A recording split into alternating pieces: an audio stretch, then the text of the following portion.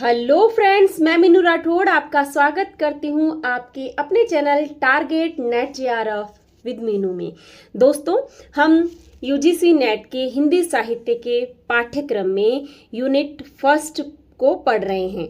Unit first में हिंदी भाषा और उसका विकास है। हमने हिंदी के विविध रूप को पहले 4 भागों में देख लिया है। हम केवल महत्वपूर्ण टॉपिक्स को ही पढ़ेंगे और उनको बहुत ही गहराई से उन पर चर्चा करेंगे। आपको पता है दोस्तों, क्योंकि आजकल यूजीसी नेट में जो भी पूछा जाता है बहुत ही गहराई से पूछा जाता है, तो यहाँ हमें एक एक लाइन को बहुत ही ध्यान से पढ़ने की आवश्यकता है। तो आज हमारा जो टॉपिक है वह है हिंदी की ऐतिहासिक पृष्ठभूमि। ठीक है, आज हमारा टॉपिक है हिंदी की ऐतिहासिक पृष्ठभूमि। हिंदी की ऐतिहासिक पृष्ठभूमि में हिंदी का विकास किस प्रकार हुआ उस पर हम चर्चा करेंगे और हिंदी के विकास में कौन कौन से चरण रहे उन पर भी हम चर्चा करेंगे। तो चलिए शुरू करते हैं आज का टॉपिक, हिंदी की ऐतिहासिक पृष्ठभूमि, जिसमें हमारा मुख्य टॉपिक रहेगा प्राचीन भारतीय आर्य भाषाएं। ठीक है दोस्तों, भारतीय आर्य भाषाएं किस प्रकार से हमारे प्रचलन में आई। तो दोस्तों, भारत में मोटे तौर पर 2 परिवारों की भाषाएं बोली जाती थी या बोली जाती है। उत्तर भारत में भारोपीय परिवार के अंतर्गत आने वाली आर्य भाषाएं तथा दक्षिण भारत में द्रविड़ परिवार के अंतर्गत आने वाली द्रविड़ भाषाएं, जिसमें तेलुगु, कन्नड़, तमिल, मलयालम भाषाएं आती है। दोस्तों, आर्य परिवार की भाषाएं मूलतः भारोपीय परिवार की है। तो आपको यह ध्यान रखने की आवश्यकता है कि जो भारतीय आर्य भाषाएं हैं ये कौन से परिवार की है। ये है भारोपीय परिवार की, जिसको इंग्लिश में इंडो यूरोपियन फैमिली कहा जाता है। हिंदी एवं अन्य आर्य भाषाओं का संबंध इसी परिवार से रहा है। आर्य भाषाओं का जो समय है वो 1500 ईस्वी पूर्व से लेकर अब तक माना जाता है और आर्यों के आगमन के बाद लगभग 1500 ईस्वी के आसपास जो भी भाषाएं विकसित हुई उन्हें भारतीय आर्य भाषाएं कहा जाता है। अब भारतीय आर्य भाषाओं को कितने वर्गों में बांटा गया है, तो देखिए, भारतीय आर्य भाषाओं को 3 वर्गों में बांटा गया है। प्रथम है प्राचीन भारतीय आर्य भाषाएं, मध्यकालीन आर्य भाषाएं और तीसरी है आधुनिक भारतीय आर्य भाषाएं। प्राचीन भारतीय आर्य भाषाओं में कौन कौन सी है, तो प्राचीन भारतीय आर्य भाषाओं में वैदिक संस्कृत और लौकिक संस्कृत है। ये 1500 ईस्वी पूर्व से 500 ईस्वी पूर्व तक रही है। ईसा पूर्व तक 500 ईसा पूर्व से 1000 ईस्वी तक, और 500 ईसा पूर्व से 1000 ईस्वी तक कौन सी रही है, मध्यकालीन भाषा, जिसमें प्रथम प्राकृत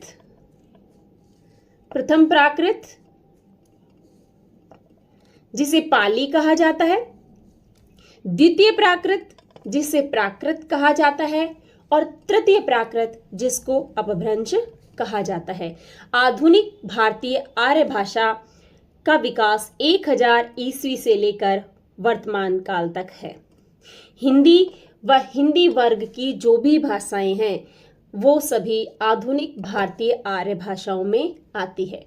दोस्तों, आज हम प्राचीन भारतीय आर्य भाषाएं यानी कि वैदिक संस्कृत और लौकिक संस्कृत पर चर्चा करेंगे।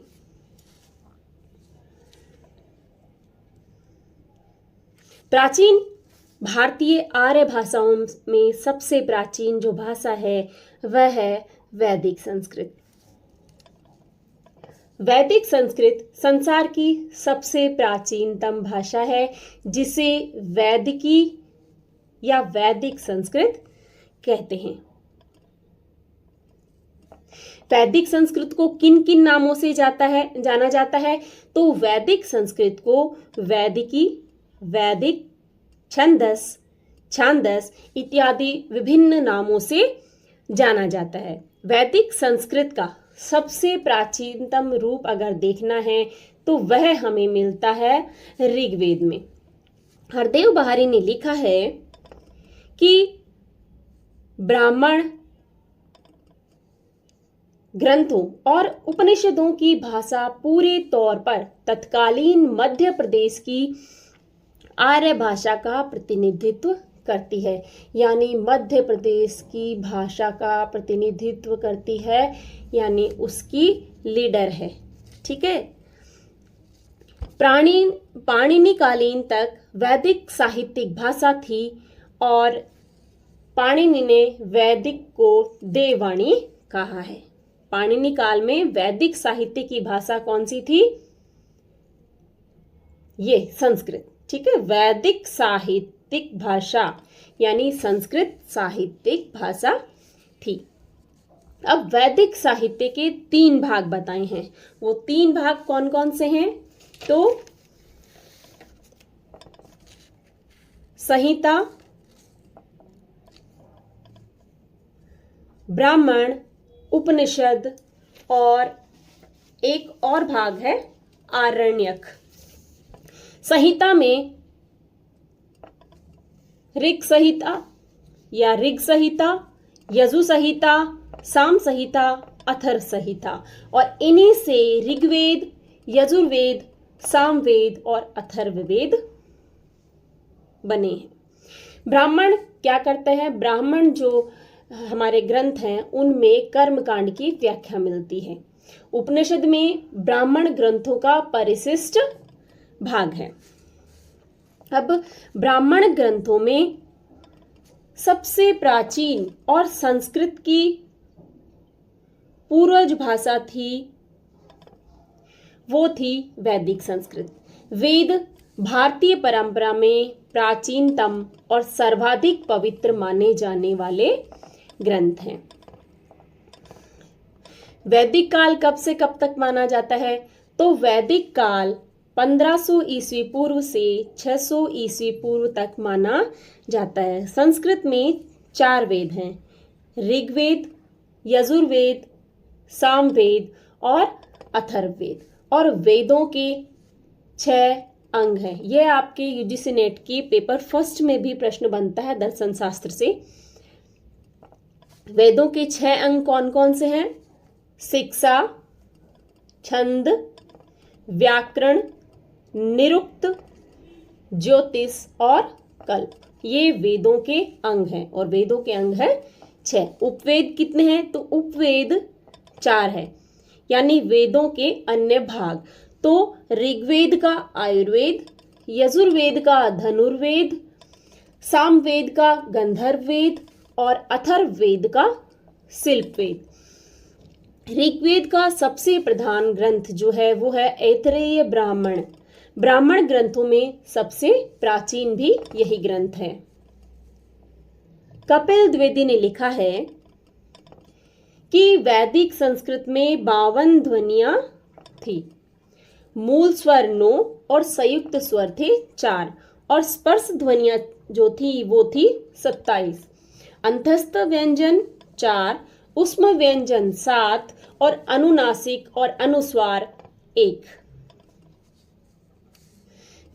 अब वैदिक संस्कृत की क्या क्या विशेषताएं थी इस पर चर्चा करते हैं। तो वैदिक संस्कृत की विशेषताओं में वैदिक संस्कृत में स्वर 2 प्रकार के थे, मूल स्वर तथा संयुक्त स्वर। मूल स्वर में ए, आ, ई, उ, री और री। संयुक्त स्वर में ए, ऐ, ओ और औ। वैदिक संस्कृत के व्यंजन थे क वर्ग, च वर्ग, ट वर्ग, त वर्ग और प वर्ग, शेष य, र, ल, व, श, श, ह और ल और लह। वैदिक संस्कृत में स्वराघात इतना महत्वपूर्ण था कि सभी संहिताओं, कुछ ब्राह्मण ग्रंथों, आरण्यकों एवं उपनिषदों की पांडुलिपियों स्वराघात चिन्हित मिलती है। बिना स्वराघात के वैदिक छंदों को पढ़ना अशुद्ध माना जाता है। जब तक स्वराघात नहीं होगा तब तक वो संस्कृत में शुद्ध नहीं मानी जाती। वैदिक संस्कृत में स्वराघात के कारण अर्थ बदल जाता है। इंद्र शत्रु को इंद्र शत्रु पढ़ा जाता है, यानी इंद्र शत्रु का मतलब है जिसका शत्रु इंद्र है, और इंद्र शत्रु का तात्पर्य है इंद्र का शत्रु। ये है तत्पुरुष समास। तत्पुरुष समास। जबकि ये बहुव्रीहि समास। बहुव्रीहि समास। स्वराघात परिवर्तन से कभी कभी शब्दों के लिंग में भी परिवर्तन आ जाता है। जब स्वर पे जोर देते हैं, किसी भी स्वर पर आघात करते हैं उस पर, तो उसमें लिंग में भी परिवर्तन देखने को मिलता है। वैदिक संस्कृत में दो प्रकार के स्वराघात, एक तो संगीतात्मक और एक बलात्मक। संगीतात्मक जो संगीत के रूप में, और बलात्मक जिस पर बल दिया जाता है, किसी स्वर पर बल देना। मूल भारोपीय भाषा में भी यह दो प्रकार का था। वैदिक संस्कृत को इसी परंपरा से संगीतात्मक स्वराघात प्राप्त हुआ। ठीक है, कहां से प्राप्त हुआ? भारोपीय भाषा से। यह अनुदात, उदात व स्वरित तीन प्रकार का था। कौन कौन से तीन प्रकार? अनुदात, उदात व स्वरित। इसमें तीन लिंग थे, और वो तीन लिंग थे पुल्लिंग, स्त्रीलिंग और नपुंसक लिंग। वैदिक भाषा में तीन वचन तथा तीन पुरुष थे। 8 कारक विभक्तियां थी। प्रथमा, द्वितीया, तृतीया, चतुर्थ, पंचमी, षष्ठी, सप्तमी, अष्टमी। धातुओं के रूप आत्मने तथा परस्मैपदी में दो पदों में थे, और कुछ धातुएं आत्मनेपदी और परस्मैपदी और कुछ दोनों की थी, यानी दोनों धातुओं में चलती थी। क्रिया के कुल 11 रूपों का प्रयोग मिलता है। कितने रूपों का? क्रिया के 11 रूपों का प्रयोग मिलता है। और पद रचना जो थी वो श्लिष्ट योगात्मक थी। ऋग्वेद व अथर्ववेद में लेट लकार का प्रयोग बहुत है।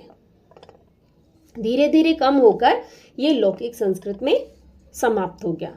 भविष्य काल के रूप कम है, उसके स्थान पर संभावनार्थ और निश्चयार्थक रूप अधिक मिलते हैं।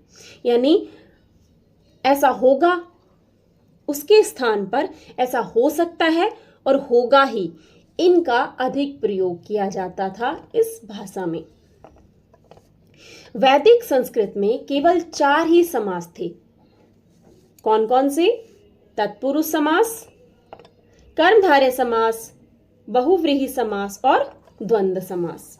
वैदिक संस्कृत में मूल भारोपीय भाषा की महाप्राण व्यंजन ध्वनियां संभवतः है ध्वनि में परिवर्तित हो गई। यानी महाप्राण व्यंजन की जो ध्वनियां थी वो किस में परिवर्तित हुई? है में। जैसे इध, तो ध क्या है? महाप्राण है। ठीक है, और ये किस में चेंज हो गया? ये है में चेंज हो गया। वैदिक संस्कृत में द्रविड़ परिवार तथा आस्टिक परिवार से कई शब्दों का आगमन हुआ। वैदिक काल में भाषा के 3 क्षेत्रीय रूप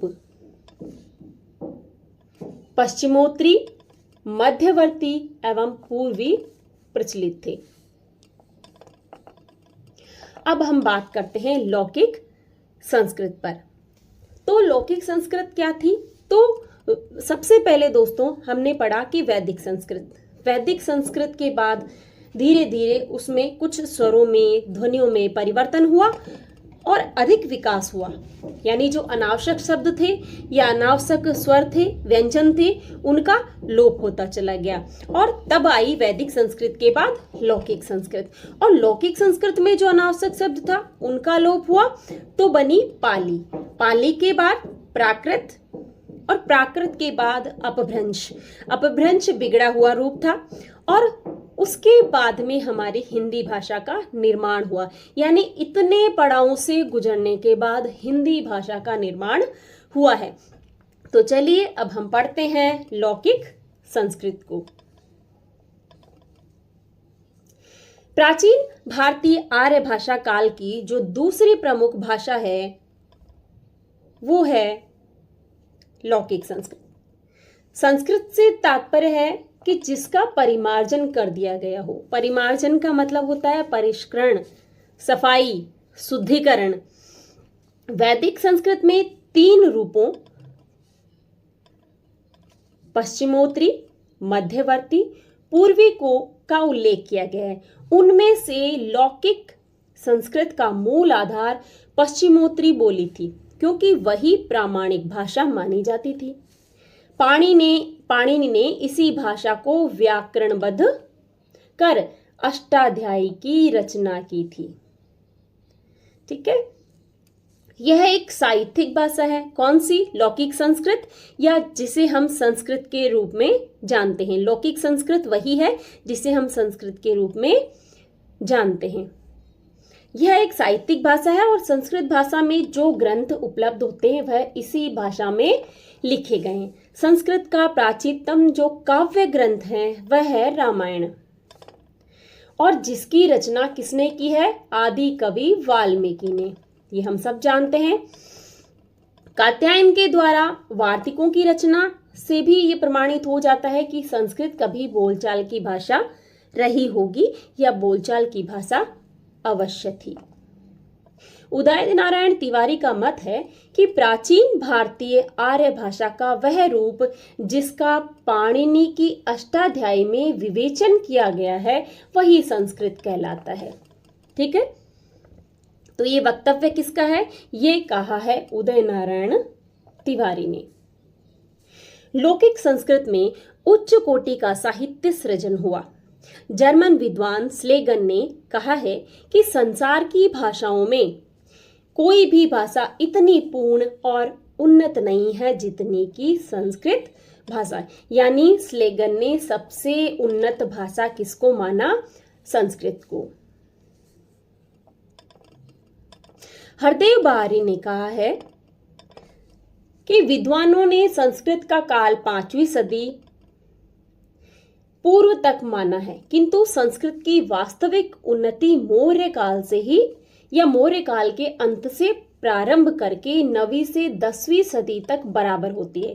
यानी तब तक रही।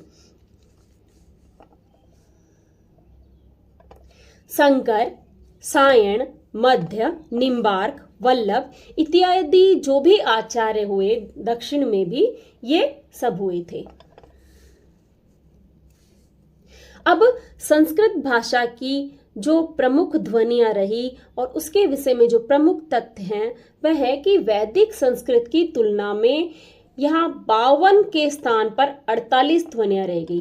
कहाँ रह गई? जो वैदिक संस्कृत में थी वो थी 52 ध्वनियां, और संस्कृत या हम कहें कि लौकिक संस्कृत में ये ध्वनियां कितनी रह गई?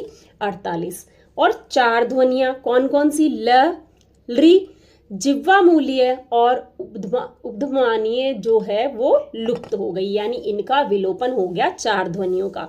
यानी संस्कृत में इनका प्रयोग नहीं चलता। लौकिक संस्कृत में अनुसार शुद्ध नासिक्य ध्वनि थी। संस्कृत में इसके 2 रूप हो गए। कौन कौन से? अनुस्वार और अनुनासिक।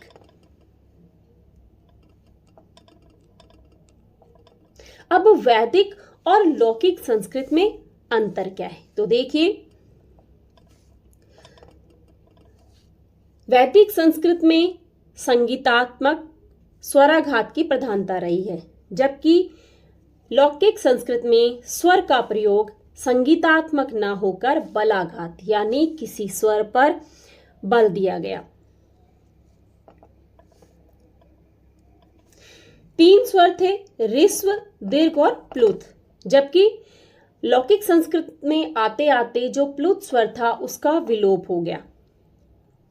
वैदिक संस्कृत का मानवीकरण नहीं हुआ, यानी वहां तक जब वैदिक संस्कृत केवल मौखिक बोला जाता था और उसका उतना विकास नहीं हुआ था, उसका मानवीकरण नहीं हुआ था। उसके बाद जब लौकिक संस्कृत में यह आया तो उसका मानवीकरण कर दिया गया। वैदिक संस्कृत में बहुरूपता है, जबकि लौकिक संस्कृत में एक रूपता। वैदिक संस्कृत में अपवादों की बहुलता है, यानी अपवाद अधिक हैं, जबकि लौकिक संस्कृत में अपवाद बहुत कम हैं।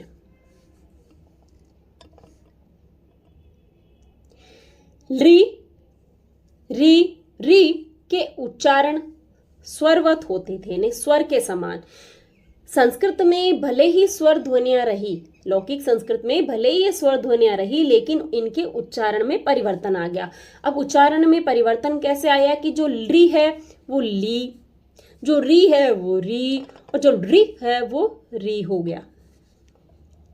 वैदिक संस्कृत में ए, औ के उच्चारण वैदिक संस्कृत में आई और औ ये थे, जबकि लौकिक संस्कृत में ए और औ का उच्चारण आई और औ हो गया। वैदिक संस्कृत में कृत्रिमता नहीं थी, एक सहजता थी, जबकि लौकिक संस्कृत में इसमें कृत्रिमता अधिक आ गई। वैदिक संस्कृत में द्रविड़ व आस्टिक भाषाओं के कुछ शब्दों को ग्रहण किया गया है, जबकि लौकिक संस्कृत में लगभग 2000 शब्द इन भाषाओं के उपलब्ध हैं। कितने? 2000 से अधिक मान सकते हैं। 2000 शब्द लौकिक संस्कृत में इन भाषाओं से, द्रविड़ भाषाओं से और आस्टिक भाषाओं से ग्रहण किए गए हैं। जो वैदिक भाषा थी उसमें केवल 4 समास थे। उनमें तत्पुरुष, कर्मधारय, बहुव्रीहि और द्वंद्व, जबकि लौकिक संस्कृत में अव्ययी भाव और द्विगु समास दोनों जुड़ गए और इस प्रकार समासों की संख्या हो गई 6। अब वो 6 कौन कौन से? तत्पुरुष समास, कर्मधारय, बहुव्रीहि, द्वंद्व, अव्ययी भाव समास और द्विगु समास। वैदिक संस्कृत में लेट लकार का प्रचलन था, जबकि लौकिक संस्कृत में इसका प्रभाव कम हो गया, ये पूरी तरह समाप्त हो गया, यानी लेट लकार लौकिक संस्कृत में समाप्त हो गया। संधि नियम ऐच्छिक था, यानी इच्छा अनुसार संधि का नियम बना था, लेकिन लौकिक संस्कृत से आते आते संधि अनिवार्य हो गई, यानी किन्हीं वर्णों की, शब्दों की संधि जो है वह अनिवार्य रूप से प्रचलित हो गई। इसमें कुछ उपसर्ग स्वतंत्र भी थे, किसमें? वैदिक संस्कृत में। और लौकिक संस्कृत में उपसर्गों का जो स्वतंत्र प्रयोग था वो नहीं रहा, यानी उपसर्ग किन्हीं शब्दों के साथ जुड़कर ही अपने आप को सार्थक बनाते थे। अब वैदिक और लौकिक संस्कृत में साम्यता क्या है, यानी कौन कौन सी ध्वनियों में या इनके विकास क्रम में समानताएं हैं? तो देखिए, दोनों श्लिष्ट योगात्मक है, यानी संस्कृत और लौकिक संस्कृत दोनों ही श्लिष्ट योगात्मक है। समास विधि, संधि कर्म, वाक्य में पदों का क्रम निश्चित है। दोनों में 3 लिंग है, 3 वचन है और 3 ही पुरुष, स्त्रीलिंग, पुल्लिंग, नपुंसकलिंग, एक वचन, द्विवचन और बहुवचन। और दोनों में सभी शब्द, जितने भी शब्द हैं वो धातुज हैं। तो दोस्तों, यह था हमारा प्राचीन भारतीय आर्य भाषाओं पर एक पाठ्यक्रम या सिलेबस। इसको आप ध्यान से पढ़िएगा तो दोस्तों, इस प्रकार हमने प्राचीन भारतीय आर्य भाषा पर चर्चा की और इसको हमने बहुत ही गहराई से पढ़ लिया। इससे कोई भी प्रश्न बनेगा तो मेरा मानना है कि आप इसे छोड़ेंगे नहीं और अवश्य पूरा करके आएंगे। आपको मेरा ये वीडियो कैसा लगा? अगर मेरा वीडियो अच्छा लगा तो प्लीज़ इसे लाइक, शेयर और कमेंट जरूर कीजिएगा। Thank you. हेलो फ्रेंड्स, मैं मीनू राठौड़ आपका स्वागत करती हूँ आपके अपने channel target net JRF with Meenu में। दोस्तों, हम यूजीसी नेट के हिंदी साहित्य के पाठ्यक्रम में यूनिट फर्स्ट को पढ़ रहे हैं। यूनिट फर्स्ट में हिंदी भाषा और उसका विकास है। हमने हिंदी के विविध रूप को पहले 4 भागों में देख लिया है। हम केवल महत्वपूर्ण टॉपिक्स को ही पढ़ेंगे और उनको बहुत ही गहराई से उन पर चर्चा करेंगे। आपको पता है दोस्तों, क्योंकि आजकल यूजीसी नेट में जो भी पूछा जाता है बहुत ही गहराई से पूछा जाता है, तो यहाँ हमें एक एक लाइन को बहुत ही ध्यान से पढ़ने की आवश्यकता है। तो आज हमारा जो टॉपिक है वह है हिंदी की ऐतिहासिक पृष्ठभूमि। ठीक है, आज हमारा टॉपिक है हिंदी की ऐतिहासिक पृष्ठभूमि। हिंदी की ऐतिहासिक पृष्ठभूमि में हिंदी का विकास किस प्रकार हुआ उस पर हम चर्चा करेंगे और हिंदी के विकास में कौन कौन से चरण रहे उन पर भी हम चर्चा करेंगे। तो चलिए शुरू करते हैं आज का टॉपिक, हिंदी की ऐतिहासिक पृष्ठभूमि, जिसमें हमारा मुख्य टॉपिक रहेगा प्राचीन भारतीय आर्य भाषाएं। ठीक है दोस्तों, भारतीय आर्य भाषाएं किस प्रकार से हमारे प्रचलन में आई? तो दोस्तों, भारत में मोटे तौर पर 2 परिवारों की भाषाएं बोली जाती थी या बोली जाती है। उत्तर भारत में भारोपीय परिवार के अंतर्गत आने वाली आर्य भाषाएं तथा दक्षिण भारत में द्रविड़ परिवार के अंतर्गत आने वाली द्रविड़ भाषाएं, जिसमें तेलुगु, कन्नड़, तमिल, मलयालम भाषाएं आती है। दोस्तों, आर्य परिवार की भाषाएं मूलतः भारोपीय परिवार की है। तो आपको यहाँ ध्यान रखने की आवश्यकता है कि जो भारतीय आर्य भाषाएं हैं ये कौन से परिवार की है? ये है भारोपीय परिवार की, जिसको इंग्लिश में इंडो यूरोपियन फैमिली कहा जाता है। हिंदी एवं अन्य आर्य भाषाओं का संबंध इसी परिवार से रहा है। आर्य भाषाओं का जो समय है वो 1500 ईस्वी पूर्व से लेकर अब तक माना जाता है और आर्यों के आगमन के बाद लगभग 1500 ईस्वी के आसपास जो भी भाषाएं विकसित हुई उन्हें भारतीय आर्य भाषाएं कहा जाता है। अब भारतीय आर्य भाषाओं को कितने वर्गों में बांटा गया है? तो देखिए, भारतीय आर्य भाषाओं को 3 वर्गों में बांटा गया है। प्रथम है प्राचीन भारतीय आर्य भाषाएं, मध्यकालीन आर्य भाषाएं और तीसरी है आधुनिक भारतीय आर्य भाषाएं। प्राचीन भारतीय आर्य भाषाओं में कौन कौन सी है?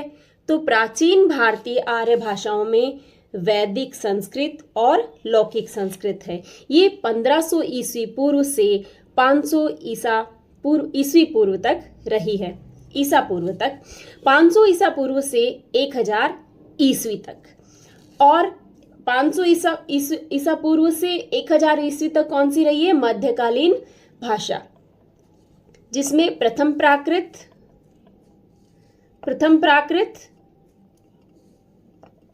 जिसे पाली कहा जाता है, द्वितीय प्राकृत जिसे प्राकृत कहा जाता है और तृतीय प्राकृत जिसको अपभ्रंश कहा जाता है।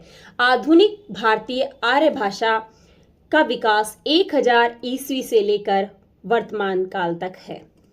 हिंदी व हिंदी वर्ग की जो भी भाषाएं हैं वो सभी आधुनिक भारतीय आर्य भाषाओं में आती है। दोस्तों, आज हम प्राचीन भारतीय आर्य भाषाएं यानी कि वैदिक संस्कृत और लौकिक संस्कृत पर चर्चा करेंगे।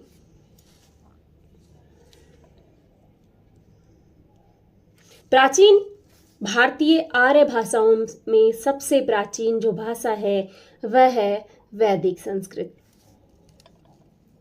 वैदिक संस्कृत संसार की सबसे प्राचीनतम भाषा है, जिसे वैदिकी या वैदिक संस्कृत कहते हैं।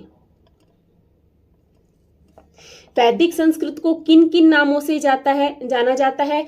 तो वैदिक संस्कृत को वैदिकी, वैदिक, छांदस इत्यादि विभिन्न नामों से जाना जाता है। वैदिक संस्कृत का सबसे प्राचीनतम रूप अगर देखना है तो वह हमें मिलता है ऋग्वेद में। हरदेव बहारी ने लिखा है कि ब्राह्मण ग्रंथों और उपनिषदों की भाषा पूरे तौर पर तत्कालीन मध्य प्रदेश की आर्य भाषा का प्रतिनिधित्व करती है, यानी मध्य प्रदेश की भाषा का प्रतिनिधित्व करती है, यानी उसकी लीडर है। ठीक है। पाणिनि कालीन तक वैदिक साहित्यिक भाषा थी और पाणिनि ने वैदिक को देववाणी कहा है। पाणिनि काल में वैदिक साहित्य की भाषा कौन सी थी? ये संस्कृत। ठीक है। वैदिक साहित्यिक भाषा यानी संस्कृत साहित्यिक भाषा थी। अब वैदिक साहित्य के 3 भाग बताए हैं। वो 3 भाग कौन कौन से हैं? तो संहिता, ब्राह्मण, उपनिषद और एक और भाग है आरण्यक। संहिता में ऋग संहिता या ऋग संहिता, यजु संहिता, साम संहिता, अथर्व संहिता, और इन्हीं से ऋग्वेद, यजुर्वेद, सामवेद और अथर्ववेद बने हैं। ब्राह्मण क्या करते हैं? ब्राह्मण जो हमारे ग्रंथ हैं उनमें कर्मकांड की व्याख्या मिलती है। उपनिषद में ब्राह्मण ग्रंथों का परिशिष्ट भाग है। अब ब्राह्मण ग्रंथों में सबसे प्राचीन और संस्कृत की पूर्वज भाषा थी, वो थी वैदिक संस्कृत। वेद भारतीय परंपरा में प्राचीनतम और सर्वाधिक पवित्र माने जाने वाले ग्रंथ हैं। वैदिक काल कब से कब तक माना जाता है? तो वैदिक काल 1500 ईस्वी पूर्व से 600 ईस्वी पूर्व तक माना जाता है। संस्कृत में 4 वेद हैं, ऋग्वेद, यजुर्वेद, सामवेद और अथर्ववेद, और वेदों के 6 अंग हैं। यह आपके यूजीसी नेट की पेपर फर्स्ट में भी प्रश्न बनता है दर्शन शास्त्र से। वेदों के 6 अंग कौन कौन से हैं? शिक्षा, छंद, व्याकरण, निरुक्त, ज्योतिष और कल्प। ये वेदों के अंग हैं और वेदों के अंग हैं 6। उपवेद कितने हैं? तो उपवेद 4 है, यानी वेदों के अन्य भाग।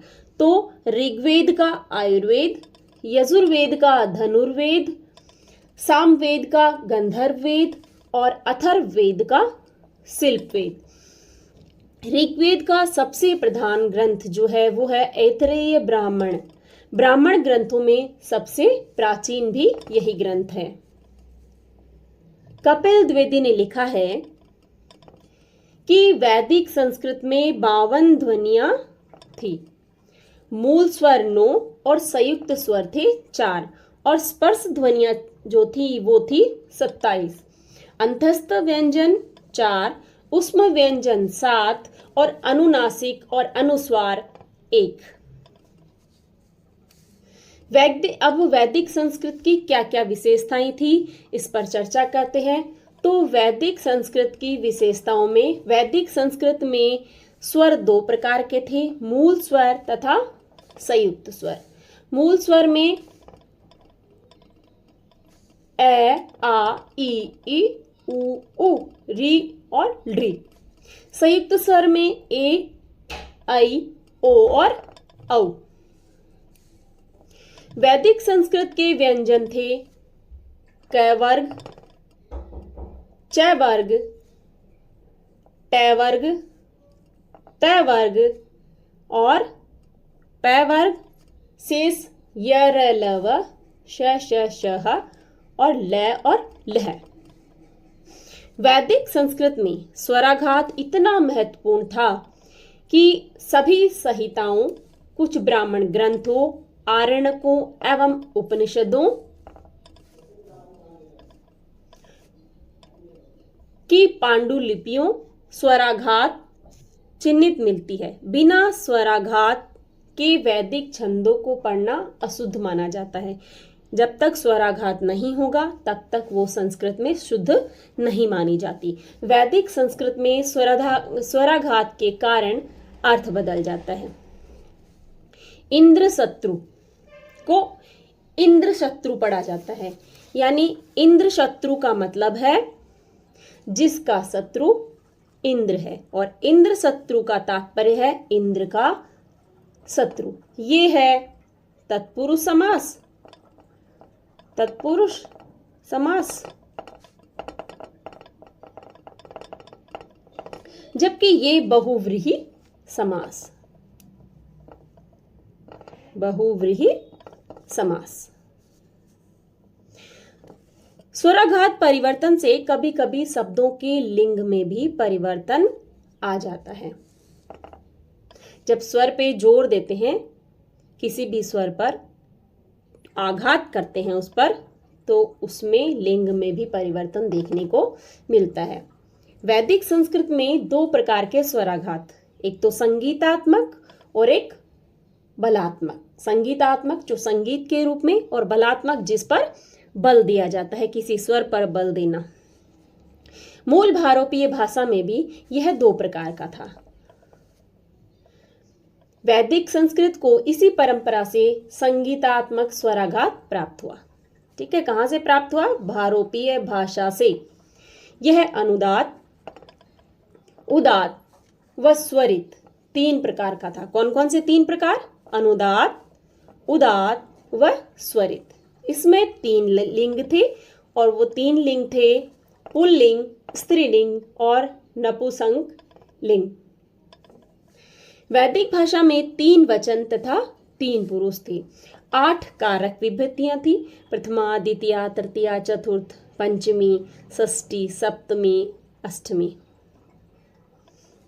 धातुओं के रूप आत्मने तथा परस्मैपदी में दो पदों में थे, और कुछ धातुएं आत्मनेपदी और परस्मैपदी और कुछ दोनों की थी, यानी दोनों धातुओं में चलती थी। क्रिया के कुल 11 रूपों का प्रयोग मिलता है। कितने रूपों का? क्रिया के 11 रूपों का प्रयोग मिलता है। और पद रचना जो थी वो श्लिष्ट योगात्मक थी। ऋग्वेद व अथर्ववेद में लेट लकार का प्रयोग बहुत है। धीरे धीरे कम होकर ये लौकिक संस्कृत में समाप्त हो गया। भविष्य काल के रूप कम है, उसके स्थान पर संभावनार्थ और निश्चयार्थक रूप अधिक मिलते हैं। यानी ऐसा होगा, उसके स्थान पर ऐसा हो सकता है और होगा ही, इनका अधिक प्रयोग किया जाता था इस भाषा में। वैदिक संस्कृत में केवल 4 ही समास थे। कौन कौन से? तत्पुरुष समास, कर्मधारय समास, बहुव्रीहि समास और द्वंद्व समास। वैदिक संस्कृत में मूल भारोपीय भाषा की महाप्राण व्यंजन ध्वनियां संभवतः है ध्वनि में परिवर्तित हो गई। यानी महाप्राण व्यंजन की जो ध्वनियां थी वो किस में परिवर्तित हुई? है में। जैसे इध, तो ध क्या है? महाप्राण है। ठीक है, और ये किस में चेंज हो गया? ये है में चेंज हो गया। वैदिक संस्कृत में द्रविड़ परिवार तथा आस्टिक परिवार से कई शब्दों का आगमन हुआ। वैदिक काल में भाषा के 3 क्षेत्रीय रूप पश्चिमोत्तरी, मध्यवर्ती एवं पूर्वी प्रचलित थे। अब हम बात करते हैं लौकिक संस्कृत पर। तो लौकिक संस्कृत क्या थी? तो सबसे पहले दोस्तों हमने पढ़ा कि वैदिक संस्कृत। वैदिक संस्कृत के बाद धीरे धीरे उसमें कुछ स्वरों में, ध्वनियों में परिवर्तन हुआ और अधिक विकास हुआ। यानी जो अनावश्यक शब्द थे या अनावश्यक स्वर थे, व्यंजन थे, उनका लोप होता चला गया और तब आई वैदिक संस्कृत के बाद लौकिक संस्कृत। और लौकिक संस्कृत में जो अनावश्यक शब्द था उनका लोप हुआ तो बनी पाली। पाली के बाद प्राकृत और प्राकृत के बाद अपभ्रंश। अपभ्रंश बिगड़ा हुआ रूप था और उसके बाद में हमारी हिंदी भाषा का निर्माण हुआ। यानी इतने पड़ावों से गुजरने के बाद हिंदी भाषा का निर्माण हुआ है। तो चलिए अब हम पढ़ते हैं लौकिक संस्कृत को। प्राचीन भारतीय आर्य भाषा काल की जो दूसरी प्रमुख भाषा है वो है लौकिक संस्कृत। संस्कृत से तात्पर्य है कि जिसका परिमार्जन कर दिया गया हो। परिमार्जन का मतलब होता है परिष्करण, सफाई, शुद्धिकरण। वैदिक संस्कृत में 3 रूपों पश्चिमोत्तरी, मध्यवर्ती, पूर्वी का उल्लेख किया गया है। उनमें से लौकिक संस्कृत का मूल आधार पश्चिमोत्तरी बोली थी क्योंकि वही प्रामाणिक भाषा मानी जाती थी। पाणिनि ने इसी भाषा को व्याकरणबद्ध कर अष्टाध्यायी की रचना की थी। ठीक है, यह एक साहित्यिक भाषा है। कौन सी? लौकिक संस्कृत, या जिसे हम संस्कृत के रूप में जानते हैं। लौकिक संस्कृत वही है जिसे हम संस्कृत के रूप में जानते हैं। यह एक साहित्यिक भाषा है और संस्कृत भाषा में जो ग्रंथ उपलब्ध होते हैं वह इसी भाषा में लिखे गए हैं। संस्कृत का प्राचीनतम जो काव्य ग्रंथ है वह है रामायण, और जिसकी रचना किसने की है? आदि कवि वाल्मीकि ने। ये हम सब जानते हैं।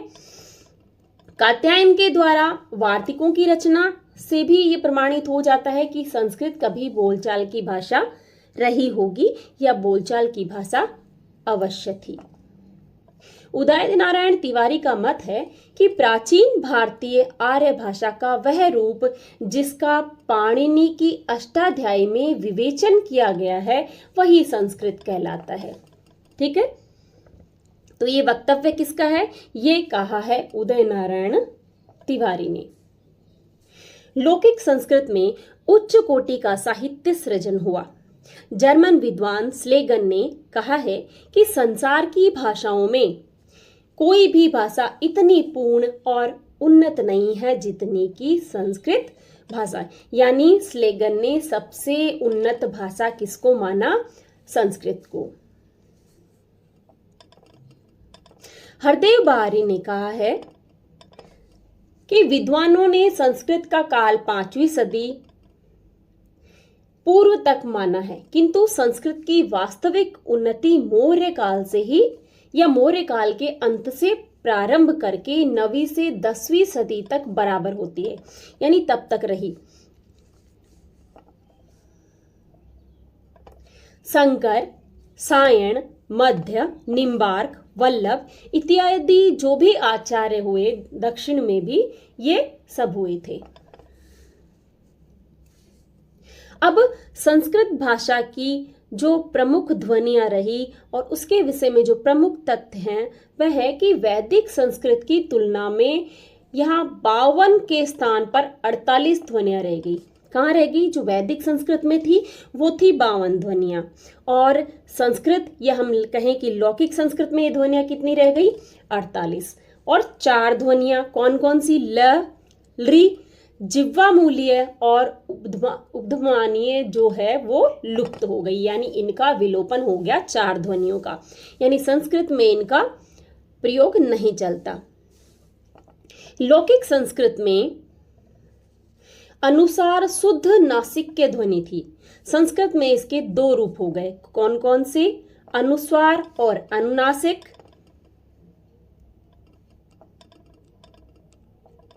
अब वैदिक और लौकिक संस्कृत में अंतर क्या है? तो देखिए, वैदिक संस्कृत में संगीतात्मक स्वराघात की प्रधानता रही है, जबकि लौकिक संस्कृत में स्वर का प्रयोग संगीतात्मक न होकर बलाघात यानी किसी स्वर पर बल दिया गया। 3 स्वर थे, ऋस्व, दीर्घ और प्लुत, जबकि लौकिक संस्कृत में आते आते जो प्लुत स्वर था उसका विलोप हो गया। वैदिक संस्कृत का मानवीकरण नहीं हुआ,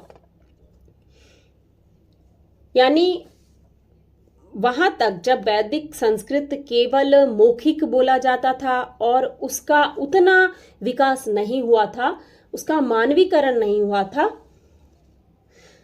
उसके बाद जब लौकिक संस्कृत में यह आया तो उसका मानवीकरण कर दिया गया। यानी वैदिक संस्कृत में बहुरूपता है, जबकि लौकिक संस्कृत में एक रूपता। वैदिक संस्कृत में अपवादों की बहुलता है, यानी अपवाद अधिक हैं, जबकि लौकिक संस्कृत में अपवाद बहुत कम हैं।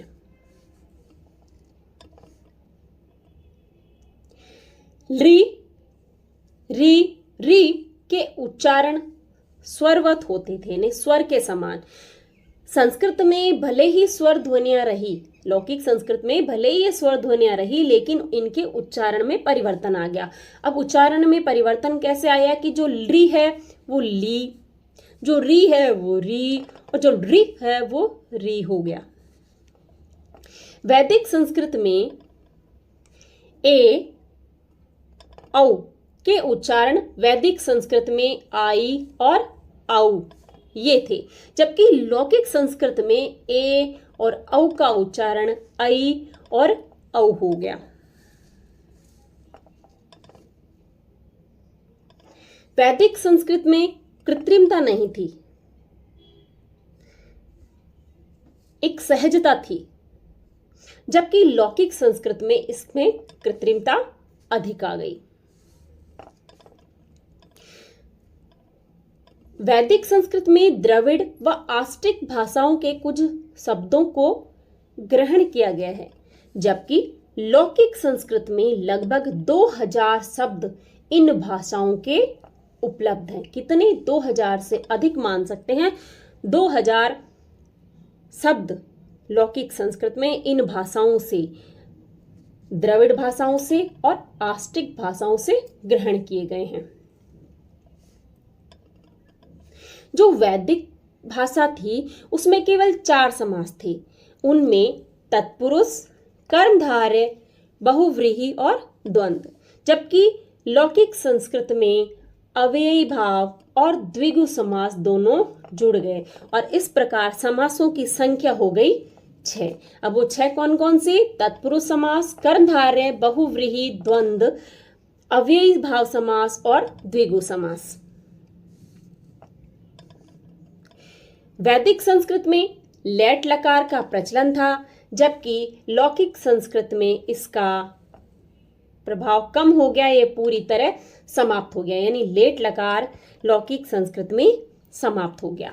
संधि नियम ऐच्छिक था, यानी इच्छा अनुसार संधि का नियम बना था, लेकिन लौकिक संस्कृत से आते आते संधि अनिवार्य हो गई, यानी किन्हीं वर्णों की, शब्दों की संधि जो है वह अनिवार्य रूप से प्रचलित हो गई।